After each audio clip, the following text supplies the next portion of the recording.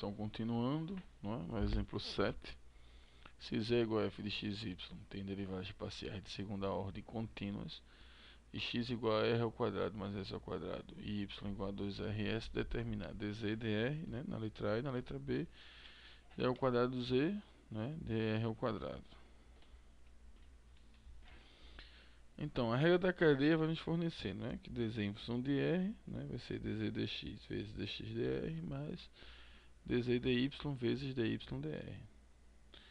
Né. Isso vai ser igual a dz dx vezes 2r, né, mais dz dy vezes 2s. Só explicando, né, x em função de r dá 2r, que é o que está aqui, né, e esse y em função de r dá 2s, que é o que está aqui. Aplicando, agora no exemplo 7b, né, aplicando a regra do produto na expressão da parte A, né, o que é que nós vamos ter, né?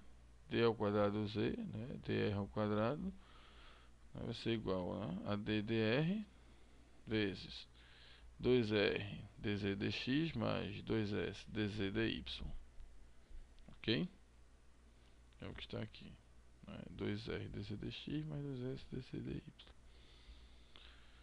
Por sua vez vai ser o que? 2 vezes dz dx mais 2r, né, vezes ddr, né, vezes dz dx mais 2s vezes ddr vezes dz dy. Né? Porém, usando a regra da cadeia novamente, obtemos os resultados que se seguem. Né? Então, observa, né? Você vai ter que ddr, né, vezes dz dx vai ser igual a, né, ddx vezes dz dx mais dx dr mais dy vezes dz dx vezes dy dr. Então isso vai ser igual aqui, né? Derivando isso novamente, eu vou ter d ao quadrado z dx ao quadrado, 2r, mais d ao quadrado z, né, dy dx, 2s. E aqui agora novamente, né, eu vou ter, ó, ddr vezes dz dy agora, vai ser igual a d dx vezes dz dy vezes dx dr, mais a ao quadrado, desculpa, d dy vezes dz dy vezes dy dr. Né? Isso vai ser igual aqui, ok? Então, se d ao quadrado z, né, duas vezes significa, né, ele vai parcialmente uma vez, depois outra vez, uma em função de x e outra em função de y, né, vezes 2r, mais d ao quadrado z, dy vezes 2s. Então, colocando essas expressões na equação 5 e usando a igualdade das derivadas parciais de segunda ordem mistas, nós vamos obter, né, que d ao quadrado z, dr ao quadrado, vai ser igual a 2 vezes dz dx, né, mais 2r vezes isso, né, essa soma, mais 2s vezes essa soma. Quando você fizer os produtos, ó, você vai ter aqui, né, 2r vezes 2r, 4r ao quadrado, vezes d ao quadrado z dx ao quadrado.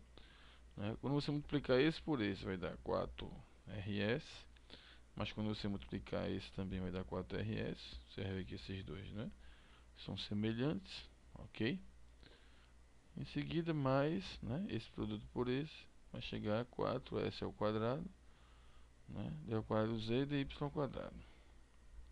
Então, a regra da cadeia pode ser usada para dar uma descrição mais completa do processo de derivação implícita introduzido nas seções, né, anteriores. Então, no caso da derivação implícita, né, suponhamos que a equação da forma f xy igual a zero defina y implicitamente como uma função diferenciável de x, ou seja, y igual a f de x, onde f, né, de x e f de x é igual a zero para todo x no domínio de f. Então, se f é diferenciável, podemos aplicar o caso 1 da regra da cadeia para derivar ambos os lados da equação f de xy igual a zero com relação a x. Né? Então, como x e y são ambas funções de x, o que é que nós vamos obter? Né? f de x vezes dx dx, né? Porque ambas são funções de x, e df dy vezes dy dx. No entanto, dx é igual a 1, né? Essa razão é igual a 1. Então, se df dy é diferente de zero, nós podemos isolar dy dx. O que é que nós vamos obter, né?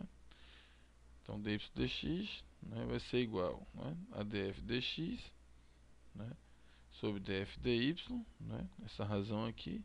Então, isso aqui, né, vai me dar o próprio f de x, né, e isso aqui, né, vai me dar o f de y. Então, para reduzir essa equação, né, o teorema da função implícita, né, diz que para deduzir essa equação, nós assumimos que f de xy é igual a zero, né, que essa função define y implicitamente em função de x.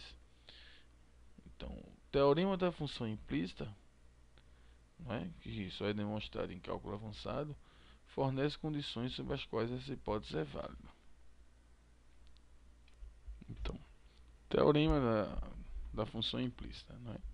Então, esse teorema afirma que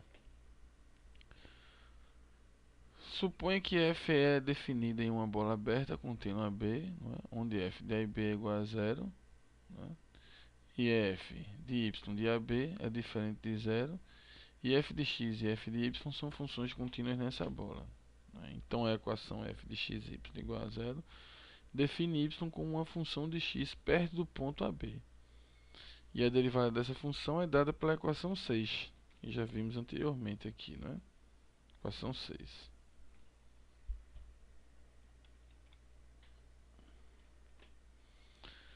Então, no exemplo 8, determine, né, a derivada de y se x é terceira mais y terceira é igual, né, a 6xy.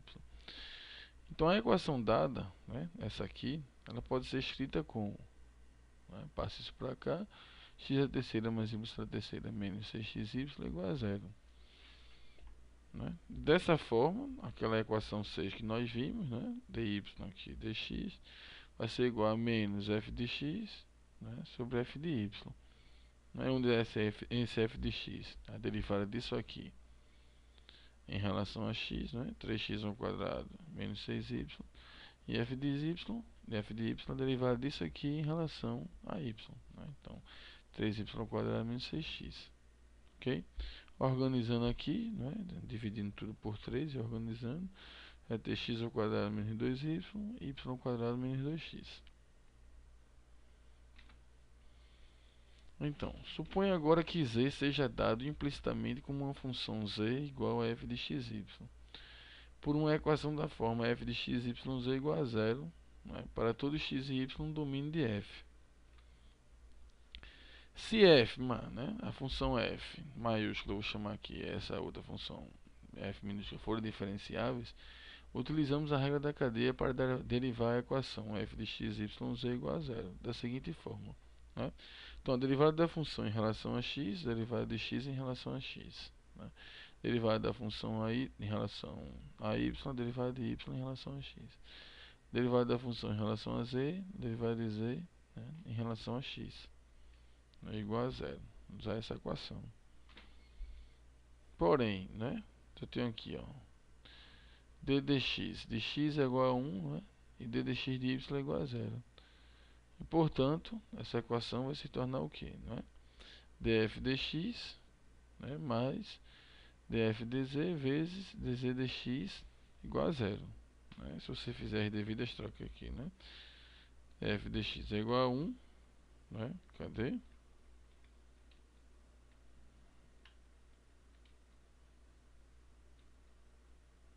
Aqui, igual a 1.